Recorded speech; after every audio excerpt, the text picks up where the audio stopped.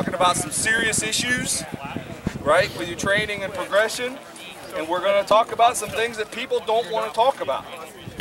They don't want to admit this stuff, right, because we all have this narrative in our head about what we're doing. The problem is many times the narrative in your head doesn't match up to the world around you. And we're going to be dealing with how to deal with that. I have notes. If you want them now, you can take them and pass them around, or you can just take some afterwards. All right?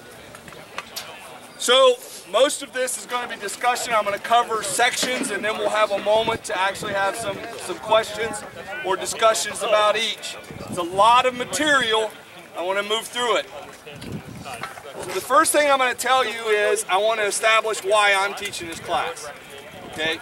We're talking about the victorious mind here, right? So that's an interesting topic, because for me, as a heroic age reenactor, I try in my entire life to have about me the heroic Germanic ideal, which is that I am never defeated. I can be bleeding out with boar spears sticking out of my body, and I will, as the Havamal tells me, joyfully. Joyful is the princely son until his dying day, right? But we're going to get to that. What we're going to be talking about is eventually the psychology of winning. What I talked about in the beginning of class is, why does this guy dominate the field and this guy not? What's the cause of that? There's obviously a huge giant ball of things involved in that. Athletic ability, background. We're going to talk about those things today. What's the difference? These are my perceptions. First of all, I'm not a Duke, I'm not a Count, I've never won Crown. I've finaled four times, and I've finaled, been in the finals twice. However, winning Crown is not about dominating the field. You can win Crown all day long, and then the rest of the year you just get beat up. We're talking about those people who consistently and persistently dominate the field. Right? You want to become that person. This lesson, I'm going to tell you right now, was taught to me by, at the time, Earl Branos, 16 years ago. Now, he didn't take a whole class. He took one TOC, and he looked through my bar grill, and he said, do these 4 things, and you will not suck. Right? And in the last 16 years, that's all I've done, is those 4 things. Right? So we're going to talk about them. 4 parts. Before I can get to the final part, the most important part, the victorious mind, we have to cover the first 3 stages. They go in an order of how difficult it is to progress. To go from the new guy who can't do anything to the guy dominating the field. Part 1. Perfecting your armor. Why is this part 1? Because it's the easiest thing in the world to do. Either you go make a bunch of money and spend it, or you get really crafty, or you stay persistent. So let me talk about this. Several parts of this. Making and remaking armor until it is a second skin. I've been fighting 16 years and I am still making armor. I am still perfecting and changing and altering. What do we consistently see from the guys who don't progress? We consistently see that they have that same shitty damn leg harness they've had on for 5 years, that they are fighting it more than they're fighting the guy in front of them. Fighters who do not progress get to a point and they go, good enough, and then they hope that they go beyond that. You cannot effectively fight your enemy if you're also fighting your armor. Period. Sports armor may not always be the best answer. We are finding from many of our friends who are currently fighting in Battle of the Nations or ACL, many of them are coming back and reporting, holy crap, real armor works. Right?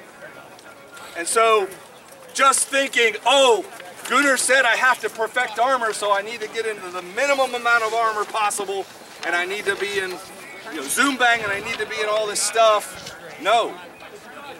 Right? And we're going to move on to that. Recognizing that pursuing authenticity in armor means you may need to dedicate more effort to being good, to use it competitively. Do I have any real 14th century guys here who maybe not have that kit today, but they got it home. They got it. They got, you know, Globos breastplate, and you can't bend at the waist, and all that stuff. And you think of the Battle of the 30. That's some serious armor to be fighting, right? So it takes more effort. It takes more dedication to raise your skill level in that level of armor. But there's a joy that comes with it, and it can be done. Sir Odo fights in a fairly substantial kit. He's been fighting in it for a long time, and he's pretty damn good. So it can be done. So don't think that perfecting armor means I need to go get the minimal crap I can so that I can move around a lot. Last point with this, increase in overall fighting skill and fitness will allow you to pursue more authentic armor. Right? So before we move on, because these are not the important things I want to talk about, when I say this again, the first step in going from not dominating to dominating, the easiest step is the constant change and perfection of armor towards that goal. If you have to be honest with yourself, if you have a piece of gear you made 12 years ago and it was insufficient then and it's still insufficient today, you are the problem, not the gear. You are. Because you have accepted mediocrity. You have accepted the fact that this is good enough. Well, it's not good enough. It's not good enough if Duke Felix is lighting you up all the time because you can't move, because it doesn't move with you, because it doesn't perform the thing it's supposed to do. You have caused that, not the armor. Your own lack of will and desire to make the changes necessary to pursue perfection on the field. So that's what perfection in armor does, is it allows us to pursue perfection on the field. Right? So this number one thing, perfect your kit. Get it right. Don't accept something that's wrong. Sometimes you have to for a while. You're like, oh, I can't fix this thing. It's, you know, okay, but have a list at home. Do this dummy. Right? That should be on your armor list. This damn gorget bites my helmet and keeps me from moving my head so I can't look left and right. You write it there so that you walk by it and you feel convicted by it every time you walk by it and know you haven't marked it off your list. Right? Taking ownership of this. Any questions on that first section? All right? Now we recognize there are difficulties. There's cost involved. Right? But it's not always about what you buy. Sometimes it's about what you build, what your effort is, who you know, who you learn, who you see on Facebook and go, holy crap, that guy has the answer. And you write them and say, hey guy who has the answer, how do I do that? Right? But you gotta not be lazy about it. You gotta pursue this. Some questions on armor. Good. Again, we don't want to hang up on these first three. Part two, increase in fighting fitness. We're talking about how to do this. How to go from not winning to winning. Now it's very important that we go through these points. First, fighting fitness is not necessary. What's Gunnar saying? Is he saying that you don't have to be fit to fight? Yes, I am saying that. And I can give you the example. I have known several older, overweight, smokes 2 packs a day, about to die and fall in the grave dukes who will beat your ass every time you get in front of them. Okay? You do not need to be fit to be great. The people who do that, I want you to think about those people. There's a defining characteristic usually about them. One, they're not normal. Okay? They are generally hard as nails and mean. Okay? What they're doing is they're using their willpower to overcome the hurdles of their physical body in front of them. Does that make sense to you? All right? So if you're one of those people, great. We'll say great things about you when you do fall in the grave. But most of us are not those people. Most of us, we go, oh, God, my knee is killing me, and we don't want to go fight. Those people aren't normal. They go, oh, God, my knee is killing me. I'm going to kill you. Right? That is not most of us. You need to accept that. Okay? So yes, it's true, you do not need to pursue fitness to be a good fighter. You can be a 5-time Duke and be 2 inches from the grave. But that's a very rare group of people. Okay? So what am I talking about? Fighting fitness makes the entire process easier. Okay? Many of you here in this crowd, I have watched over a number of years, drastically alter your physical fitness level, and you have become better fighters. Some of you sitting here today, I've watched it happen. All of you know for a fact, all of you, like me, may have persistent injuries. You're like, if I don't do something with this, I'm not going to be able to fight Saturday. That tells you there's a rule there. If this body is the machine by which you're going to do combat with, and you do nothing but allow it to be wasted, you're not going to do combat well. Unless you're like that first group of people. Unlikely. Because we're going to get into excuses, but how many times do we hear warriors who want to seek renown, they want accolade, but they have an excuse this week. I hurt my shoulder. I can't fight this week, dog. I'm just really beat. Okay. But you have to own that. You have to accept that. Your lack of effort in that realm is keeping you from becoming that person. All right? Moving on. Fighting fitness can be anything. Walking, cardio, yoga, weightlifting, CrossFit. Any activity will make you better. I'm not telling you what to do. For me, it's powerlifting. I love powerlifting because I love blasting through shield walls and throwing people off of bridges. It's probably not the best thing for me to be a great fighter. If I want to win crown, maybe it's like Duke Felix doing CrossFit. Or maybe it's something. Anything will make you better. Anything. Just walking will make you better. Understand, this is important. Fighting is not training. It's the sports activity that you train to do. I hear this so many times. Oh, I want to get better at fighting. I better go fight. Oh, I need to do more fighting. That's like the professional football player saying, I want to be really great at football, so I'm going to go stand in a line and have 12 guys run over me all day, every day. No. You're going to get hurt. And what happens to our guys? They get hurt. Right? Because they're not physically training to do the sports activity. All right? It's important. You must understand that fighting is damaging to your body. The more you do it, the more damage you will get. There's a reason why we all go, oh shit, my knees, this knee fighting. If you're throwing hard and you're throwing really well, you're going to burn up that elbow.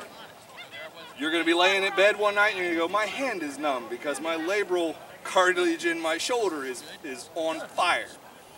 Fighting is a hard activity that can cause damage to your body. You need to train to be able to do it. Right? Proper warm-up, stretching, all that crap. That being said, you need to fight. To be fit to fight, you need time and armor to become accustomed to it so that it becomes a conditional habit. Right? You're never going to go from always being beaten to dominating the field unless you put time in harness, unless you have time on the anvil. So it is a balance, my friends. It's a balance. If you're doing 3 fight practices a week and an event every weekend, I'm saying with authority, you will be one of those people who goes, oh, I can't fight this week, my knees tore up. Oh, my elbow's got tendonitis again. It will happen. Right? However, if you're like, I don't need to go to fight practice because I run this 5K every week. Bullshit. You're going to be good at running across the field. It's a balance. You need to pursue both sides of that coin. You must fight to be good at fighting. You must pursue a life in harness. It must become a second skin to you. It must be a conditioned activity that you're used to and that your body actually desires. Anyone who powerlifts or does serious physical training knows when you don't train in a week, you suddenly start feeling like shit because you haven't trained and your body's yearning for that training. Same thing with fighting. If you haven't fought in 2 weeks, there should be something going, I gotta fight, right? So it's that balance. Last point here, in my opinion, 2 periods of fighting in a week is optimal. A fight practice at an event is best. Generally, your fighting at events is going to be less stressful than your fight practices because events have socialization. We're going to stand around, we're going to talk, we're going to fight hard, right? So what happens is you get this really intense, hard fight practice, and then you get to go to the event in the weekend, and you get to sort of use those skills maybe in a higher periods of intensity, but not as long. Any questions on fighting fitness? Fight practice, say you have one fight practice a week. You're using that to fight, right? Yeah. So the rest of the week you're doing drills. The rest of the week I'm physically training. For myself, I lift and or do some kind of training, whether it's rowing or boxing or something, 3 to 4 times a week. I fight on Thursdays, and I try to fight in an event at least every other week. Fight practice is basically just sparring, or are you working on particular? Sparring, melee fighting. You know, I want, and we'll get into this in a minute, but for me, I want to be in armor swinging and building those techniques and skills, facing skilled opponents. I want to be working on those fighting skills. Here's the point I'm trying to make. How many times have you heard a guy go, "Oh God, I'm really out of shape, I need to get to fight practice more"? No. You need to stop eating 3,000 calories worth of carbs. You need to walk 3 miles a week and go to fight practice. Okay? I said I'm going to say hard things here. I told you we're going to speak truth here. You're not going to all like this. I don't like it. This is the mirror I hold up to myself that Brano's put in front of my face 15 years ago. These are his words, and I'm not saying he's Jesus or anything, but I'm just saying he said, number 2. So Gunnar, number 1, fix your shitty armor. Number 2, get in shape. Any questions? Moving on. Again, we want to get past this. Number 3, get into a little harder territory here. And I'm not here to tell you, we're not talking about how to get good with your technique. We're going to talk about it. Number 3, the third thing you do in this process, perfecting technique. Fighting is essentially a basic skill set. If we watch even the best of us out here, what they're doing is not complicated. Basic hoplology, which is the study of the human body in fighting or combat motion, it's not difficult. It's not like an advanced magical thing that's happening. There's a hand and an instrument in the hand, and it moves in a direction and the instrument strikes a person. There's some foot movement involved. There's feinting and faking. It's not rocket science. The basic skill set used in fighting is just that, basic. It's not a lot. And I believe that many of the more advanced fighters will tell you, as we have aged and fight, we don't really think about, oh, I'm going to do this thing to this thing. It's, I'm going to control this distance, I'm going to have timing, I'm going to control his intention, and bam! Zip, zip, bam! It's very basic. So, prowess is mastering these basic skills and then critically understanding their application. Okay? Here's where we start to get into some of the harder stuff. So I have here an example. We're going to dissect the flat snap. Cedric, stand here please. Grab a sword, and I want you in slow motion to basically go through the motion of delivering that flat snap to my head. So, what I'm talking about here, you as a fighter need to understand this. You can spend 3 years going, or, hold that. My head, I go, over the years I've learned, I don't think about this when I deliver it, but I understand this now. There's a drop in weight. The hip turns just slightly. Ball of the feet grabs the ground. There's an extension of the calf and thigh. The hand is not moved, right? Now, the hand begins to travel, the body is turning, there's a turning of the shoulders, the hand is progressing, then the sword begins its turn, and then there is a slight, what the Japanese called kaisho, which is a hip turn back. There's a slight snap turn that delivers that blow where I want it, right? Now, if you stop and think about that from an advanced position here, that's a lot more than going, right? For me to dissect just that one technique, right? There's so many things there. If I get into talking about, let's say, the technique of sword blocking, for me, I teach myself this through a 5 basic block position. So I go 1, 2, 3, 4, 5. And I teach myself this and practice it with the spaghetti spoon as I'm making spaghetti. So the point I'm trying to make is that when it comes to perfecting technique, what you're training at fight practices, just putting on armor and saying, I'm a flat snap, I'm a leg shot. No, you need to understand what those techniques are, start taking them apart, understand how to do them, right? Some guy got his car shot. And then understand the use of those techniques. Which goes into the next point. Know why you're doing what you do. We're in that section of talking about perfecting technique. Okay, I know I want to deliver a flat snap, right? Obviously the why is to hit him, but what I mean is, why are you fighting the way you fight? Is there a cognitive reason why? When I fight, let's say I'm fighting Cedric, I'm picking on him because he's an attractive fella and he's sitting there looking at me with those eyes. But if I'm fighting Cedric, I am absolutely aware of why I'm doing what I'm doing. Maybe I'm giving him a lot of advanced intention and I'm trying to really get him to get up. Maybe I'm hanging and I'm drawing him back and going into angles. I know what I'm doing and I know why I'm doing it. I'm not doing it by accident. And I have multiple tools to use. So my point is that your prowess shouldn't be accidental. It shouldn't be, I happen to have a really fast hand and so I hit people. No, it should be, I know what I'm doing. I'm pulling back, oh, I don't like the way this goes. Boom, I'm going to get up on him. I'm going to own this space. I am intentionally fighting. I am intentionally using my prowess, the tools in my toolbox, to try to win this fight. Right? So that leads us to the next point in technique.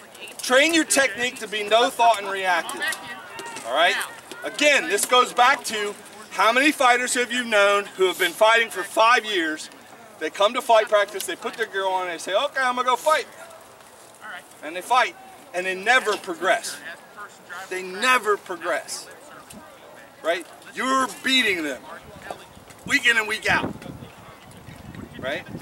It's because of all these reasons. They don't truly understand the techniques they're using.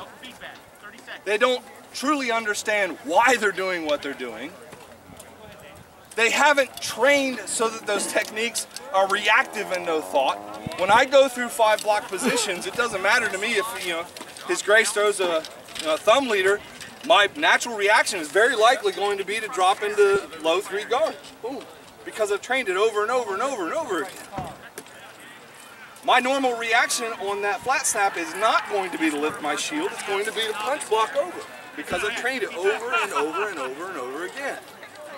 If you're not training to develop these reactions, right, then you're just burning time in armor.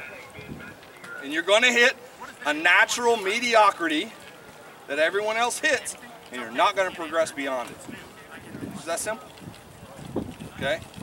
That level of mediocrity for you may be a little higher based on your innate athletic ability or your toughness, right? So the last point in this section is time in armor is required to train deep body understanding of the application of technique. Timing, distance, feints, fakes, advanced techniques. All of these things We hear His Grace Ronvalder talk all the time about intention and controlling the other person's body. How does his sword magically cross distance and hit you? It's because he's doing a lot of things to you without the sword. He's controlling your body and intention. He's getting you into positions so that that's all it takes, so that he hits you, right?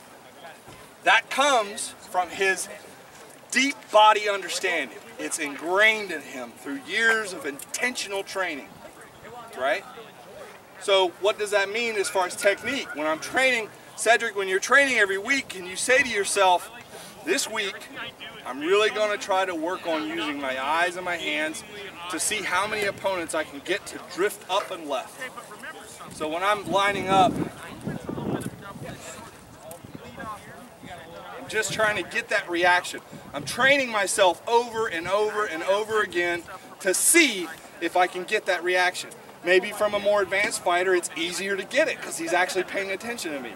Maybe I'm fighting a brand new person and it's actually hard to get the reaction because they have no idea what's going on. But you're training yourself, right? You're training a specific matter of technique so that you master it. And it's just that. No one even knows you're doing it. Maybe I'm training to see if I can get drop bottom shield edge to curve over. You know, just maybe my eyes drift. Boom, and his shield moves over. You walk away, go, victory. Doesn't matter whether he just hit you. You walk away. I caused you to do what I wanted you to do. That's advanced training. Okay? So I don't want to spend a lot of time in technique because that's what you're learning out here. These guys are showing you ways of doing things. Great! There are 10,000 ways of doing things. My theory is you got a toolbox. You open a toolbox. You want as many tools in that box as you can squeeze into it. Because you don't know what that fight's going to require. Maybe that fight's going to require the hammer. Maybe it's going to require these pliers. Whatever the tool is, you want to have it. If you're one of these guys that shows up to the job site and you go, I have this tool, and I have this tool. That's great, you're welding. You know? So my theory is put as much in there as you can get. Maybe some of them are your favorite tools, but they're all in there. And over the years, you consistently work on those tools and those techniques in a conscientious way so that they become deep body known, no thought reactive techniques, right? And each of us, the number of those things that we can all hold is different. Some people it'll be 3 or 4. Some people it'll be 12, 15. Some people will be, you know, baby geniuses and this stuff will just flow out of them. But it doesn't matter how many. So moving past technique, because this was not the goal of this class. We wanted to talk about those three things. Perfect your armor. Get in fighting shape. Perfect your technique. And you say to yourself, because I said to myself, when the man said it to me 15 years ago, well, that seems like enough. No. Because the final part is the victorious mind.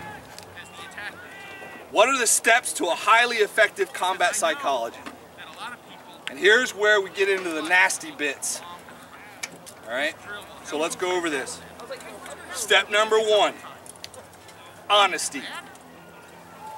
Getting real about yourself and about your fighting. Being real about your actual ability. This is a measurable metric. Are you consistently losing? To whom do you consistently lose? Are you competitive with the young belts? How do you fare against the knights in your area? This is a measurable metric and you know it. You may not want to face it, but you know it. And if you honestly take a step to do that painful self-review and look at that, then you're on the first step to getting past the problem. If it is a problem. Maybe you're absolutely happy with where you are in all of those things. Right? So, honestly being real about your actual abilities with yourself. Once you've got that in place, Okay? Being real about your effort.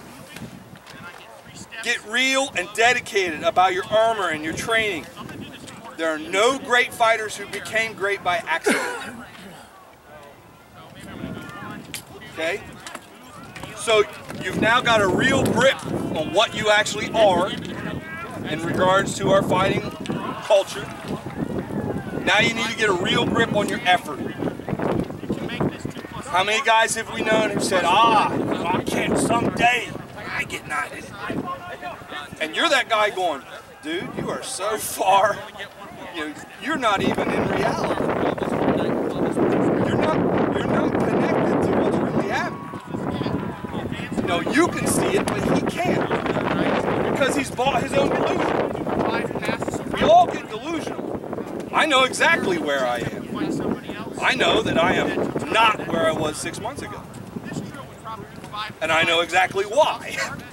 And I know the route to overcome that problem. Right? So, getting real about your ability and getting real about your effort. This is the #1 thing that I see from guys who are not progressing, from fighters who are not progressing. Every single time I look at them and review them and I say, why is he not progressing? It's almost always because they are delusional about their effort. Almost to a T. They're not actually doing what they think they're doing. Either they've bought their own press, or they've bought the press of someone else, or they don't want to actually look at the work required. But if you are going to get real about this, and this is the first step to growing to real prowess, you have to own this. You have to say, okay, I'm in this shithole spot because I'm not doing what I need to do. Right? That's super important, because let me tell you what's going to happen in real tournament. 2 more points about honesty. Knowing when you're wasting your time and slacking off. Coming down in effort from time to time is okay and can actually be recuperative. But you need to know when you're in slacking mode. And you need to be able to turn it on instantly. Being willfully non-competitive is detrimental to your long-term prowess. Let that sink in. Being willfully non-competitive is detrimental to your long-term prowess. If you can step onto the field and willfully say, I don't really care, you're not going to become a dominant force on the field. And that's what we're talking about. Because I firmly believe every single person has the potential to become as good a fighter as many of our knights and even some of our dukes. Every single one of you have that capacity. So, because no one here gets an excuse. Because the excuse is overcome by your effort. And if you want to learn something about that, go to Facebook and look up a guy named Derek Beaton. It's a one-legged veteran who deadlifts 453 pounds and does CrossFit with one leg. So your excuses are not valid. They're just not. And that's a part of that being real. Okay, fine. Here's the key. If you're okay with where you're at, fine. Own that. Say, hey, I'm pretty okay with being a recreational fighter. I like going to melee events, I fight a little bit, I like doing some tournaments here and there, I'm cool. But if you're one of these delusional people who says, I want to be this someday, well, you need to own all of that from here to there. Own it, right? Because you don't get to say you want to be that and not do any of this. You don't get to do that. Not in my world, you don't. Maybe in your world, and maybe that's why you'll stay in your world. Maybe you'll say, I don't like talking to that Gunnar guy, or that Palomar guy, or those guys who tell me this, because I don't want to hear that. Okay. But when you get called out on a heroic bridge with me, and I show you with the end of the stick why you're not what you think you are, you're going to know why. And that's not bravado, that's fact, because I'm real about what we're trying to do. And here it is. Let's be real about the system. There's bullshit built into our system. Alright? Yes, calibration can be an issue, but it's only a hurdle, not a roadblock. And I'm going to give you an example. In in my last crown that I fought to and finaled in, there was a certain fighter that I had to face, and I called him the Thick. Because in my mind, again, this is my perception, my judgment, I had seen a pattern over a number of years that I knew it was going to take some serious thunder to get past this hurdle in my process to try to win the crown. But it's just a hurdle. That goes into these next points. Even with that bullshit built into our system. You know why it's just a hurdle? Here it is. Being real about your opponent. This is being honest about knowing your opponent is better than you. There are times when you have to recognize that the person facing you is superior than you are. However, even in the face of that, you must cling to the quote, but.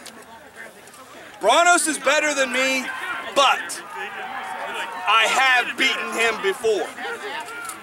I can beat him here if I am perfect or if he makes a mistake. You see, there's a difference between being honest and being a defeatist. This is really important and it grows into the next section. When I am facing the Thick, that's okay. I just have to be perfect. And I can be. Maybe not all the time, but I can be today. Maybe you're in that tournament and you go, God, this guy is good. You know, I know he's good. I know he is actually technically better than me. He's faster. He's stronger. Am I defeated? No, because I just have to have a perfect fight. He just has to mess up, right? So you have that hope there, and that's part of what comes into the next section. But before I move on, I want to talk about this real quick. Honesty. Have we communicated what honesty is in training now? And every single one of us, this includes me, and I guarantee you it includes many of our dukes, we're all convicted by this level of honesty. All of us. We are all convicted. Your Grace? I just wanted to add to what you were saying about having to be perfect. A phrase that clicked with me in the last few years is, your opponent, your success isn't based on your opponent's skill. Okay? The only thing that your opponent brings to the fight is the amount of error that you're allowed to have. When you're facing a newbie, you're allowed to have a lot of error and still be successful. When you're facing Branos, you're allowed to have very, very little amount of error to be successful. So it's never about how good your opponent is, it's how well you execute. It's always about you, and every time you fail, it's because you didn't execute. It has nothing to do with your opponent's prowess level. The point is, and I think the point I'm trying to make and what His Grace just made is, at a certain point in your path of prowess, you need to actually recognize and say, I'm good enough to beat anybody here. I can do it. Maybe not every fight, but I'm good enough. Right? And that's what we get into. Before I move on, does anyone have any questions about those points of honesty we're talking about? Anyone have any disagreements with any of that? Like what you're hearing? All right. The next step in what I call the victorious mind, in things that I have witnessed and gleaned from the fighters greater than I am, right? The next step is confidence, which is the power behind winning. All right? First, know that if you have honestly pursued prowess through all of the above steps, you can beat anyone, no matter what the odds. This belief needs to be real and genuine. If it is, it will fuel you and drive you in a hard fight. What do I mean by that? That confidence fuels me. There are times when I am in a hard fight, when I am fighting someone of very high skill, very high prowess. My bones ache, I'm out of breath, my elbow is dead from a ruptured tendon, my hand is numb. Everything in my body is telling me, quit. You're going to lose. Everything's telling me that. Every sign I'm experiencing is going, this sucks, right? But there's something down in there that I've cultivated, something that I gave birth to, something that's alive inside of my lizard brain that goes, not today. I ain't quitting today. I am going to beat you. Right? And then he goes, bam! Oh, okay. Not today. Not today. You know, and it clips right back on again. That's hard to have. That level of confidence becomes false bravado when you haven't done the work to have it. If you haven't perfected your armor, if you haven't trained your body, if you haven't worked on your technique, if you haven't honestly reviewed yourself in all the ways, then that confidence is bullshit. It's bullshit talking inside of you. You may not be aware of it, but someone's going to make you aware of it. Someday, somewhere. But if you have honestly done that, that's why I fueled that with that term, if you have honestly done these things, then it gives birth to this confidence. I might be older, slower, hurt, injured. I might be all these things. You might be all that, but not today, Seth. Not today. Today, I beat you. That's what happens here. Because I know I've done this work for 15 years, or 5 years, or the last 3 years. Right? My leg harness feels great because I perfected it. See how I can move? You know? You have confidence in what you've done. Confidence in your fighting ability is born from truly knowing yourself, the effort you have put in, your training, your technique, from gaining experience, facing adversity.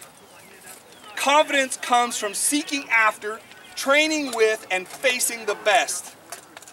Fake prowess is born from exercising your will on the lesser. True prowess will be born from facing the mountain as often as possible. That confidence, and I'm going to pick on people, if I go out and I'm at Candlemas and this round goes, I have to fight Brander, I'm going to think, I like Brander a lot. Brander has nowhere near been fighting as long as I have. By every right and reason, I should be. That's not false bravado.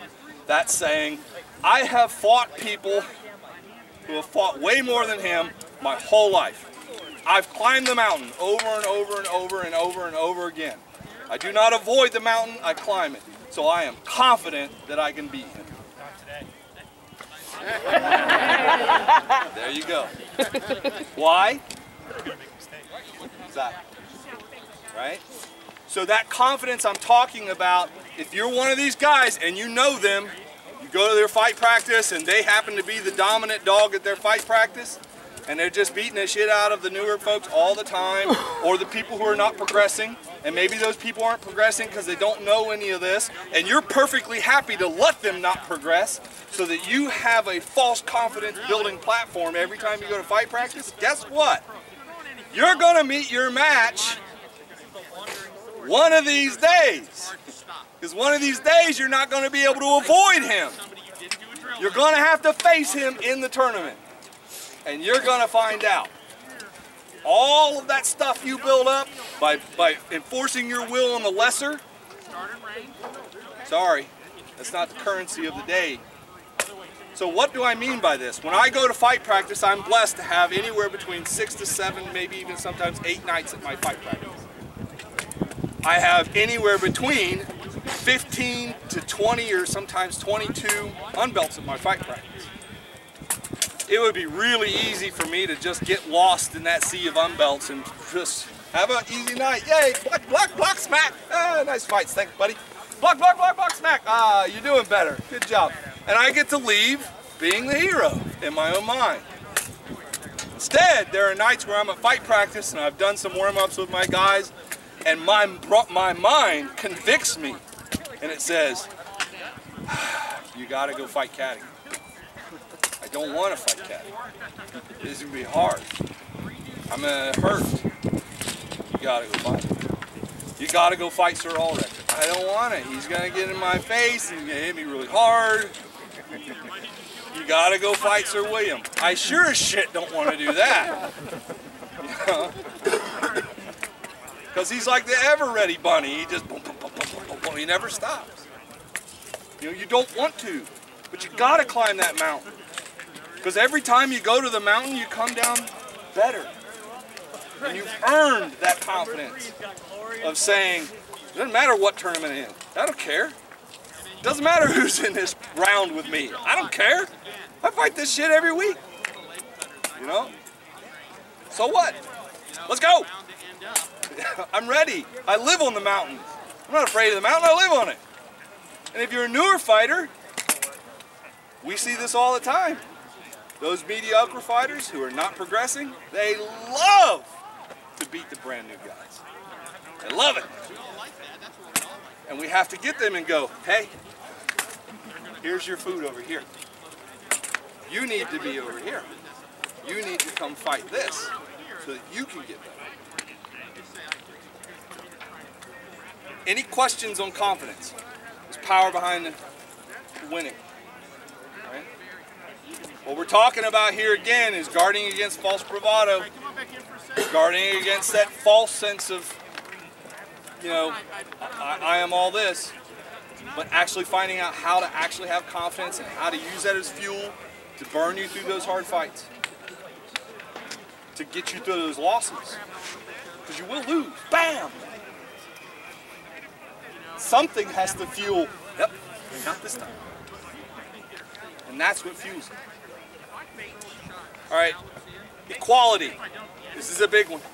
And it's also very dangerous. Leaving the student behind. There comes a time when you need to stop seeing yourself as the student and start seeing yourself as a competitor.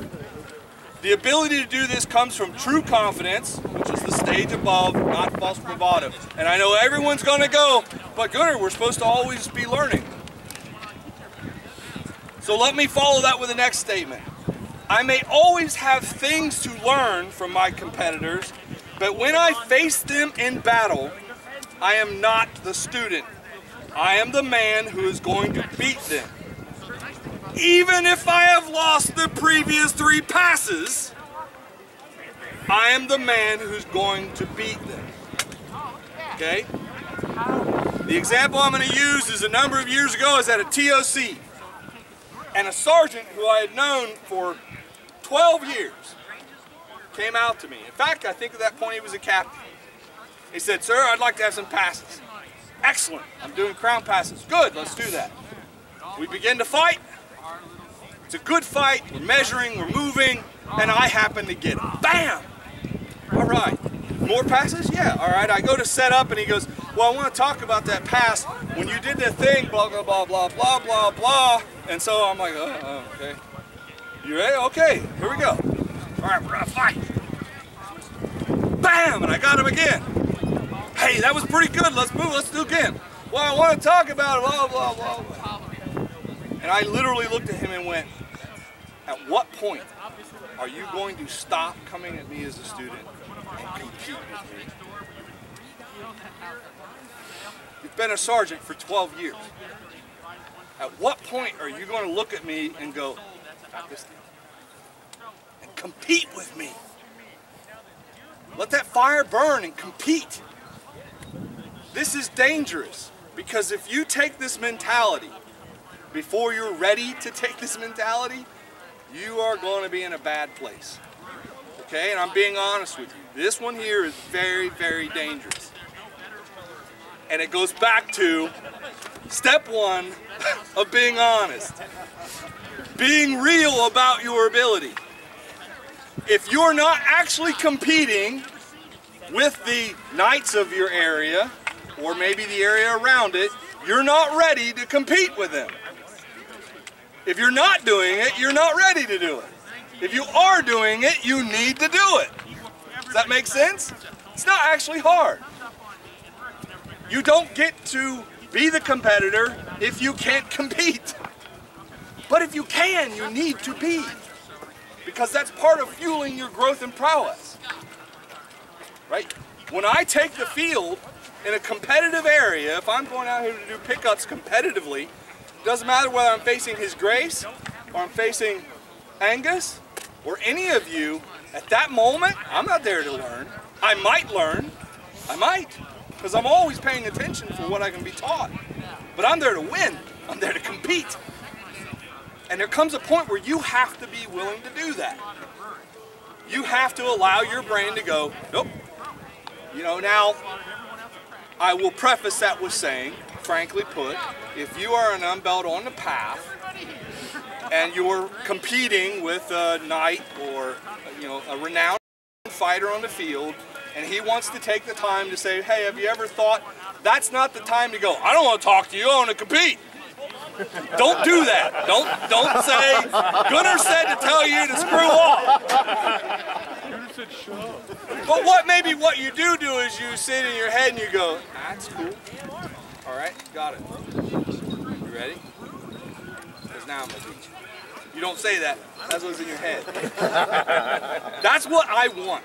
I'm being honest with you. From those unbelts who are ready to compete from me, that's what I want. I want that guy in front of me who's going, today you lose your lunch, Sir Gunnar. Today I take your lunch. Okay, come on. You know, I'm ready. That's fueling me. I want it. If I want to teach you, I'll be in the teaching circle at TOC.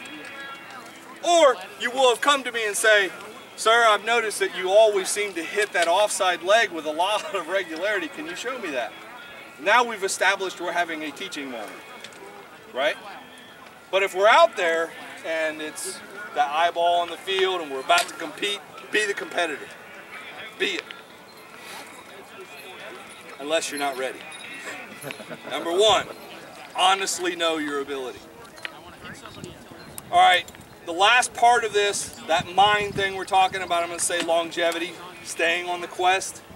You must develop a hunger for the challenging fight, for the difficult challenge. You need to seek the hard fight, most especially when you don't want it. All right? And this needs to become a life path, not an incident this week. Allow your pride to be fed by your effort. A single victory is great, but a life spent questing after excellence is a precious treasure. My prowess will fade. I will age.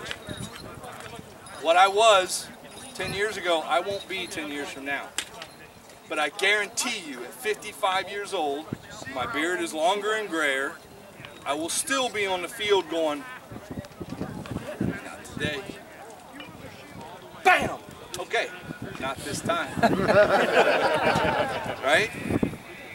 And my closing statement is just on that. In time, all things fade. Your prowess will fail you. Someday, even the strongest fall. Now, as a heroic age reenactor, my ancestors taught me, cattle die, kinsmen die, someday you too will die, but your name can live forever. That is what renown is. That's the purpose of the victorious mind. The victorious mind is never defeated, even when bested on any given day. The victorious mind seeks to overcome and prevail. This way of thinking may not be for all of you, but for some of you, it might be the path to help you get to that point. All right, so we've talked about a lot of philosophy today. Number one, let's go back over it. Fix your damn armor. Period. If you're fighting in junk, you're going to fight like junk. Fix your damn armor. 2, seriously get up off the couch. Do something. Right? 3, learn what you're doing. Perfect technique. Pay attention. Don't just burn time in armor. Because you can see so many people who do that. You're wasting your time in armor. You're out here and you're learning nothing. Perfect technique. And then the mind. Be honest with what you're doing, what you're able to do. Grow real confidence by facing the mountain all the time. Let that confidence fuel you. Become a competitor. You have to believe you're a competitor. From an honest review of yourself. And then do it until you fall over in the grave. Right? If you do those things, You won't be the guy who's 5 years still putting on armor and goofing off, but who wants to be this guy who's just dominating the field. That guy gets called when the king says, I need a champion. Is there a champion who will stand on this bridge and face Sir such and such from Meridies? You want to be that guy? See, for me, 15 years ago when I stood on the field of Pennsic in black barrel plastic and I saw all these guys in shining armor with banners walking in front of our army, giving commands and leading people and fighting heroic duels, I said, I want to be that guy. I don't want to be this guy, I want to be that guy. How do I get to be that guy? And I was fortunate that about 6 months after that, some guy looked at me and went, do these 4 things. So I'm telling you, do those 4 things. That being said, this is very important. If you're happy with where you're at and what you do, don't let anyone push you out of that. If you're happy to say, I love fighting in my melee unit, I'm okay with just being a regular fighter who fights in a few tournaments a year. Because what happens is if you get convinced that you have to be that, but you don't actually want to do any of this, you're going to get real unhappy. You're going to get really self-critical. You're going to get really down about who you are and what you do. You need to be strong enough to go, hey sir, that's great, but I'm kind of really happy with what I do. I like what I do. Good. This class and this information is for those of you who want to become dominant fighters on the field. Any questions? Notes are in the thing. Take it home. I will post them. If you have any disputes or anything you don't like about this, I'm open to discussion. And these are just my thoughts. They're not the gospel. So it's one way of looking at growing prowess and becoming dominant on the field. That's all I have. Thank you.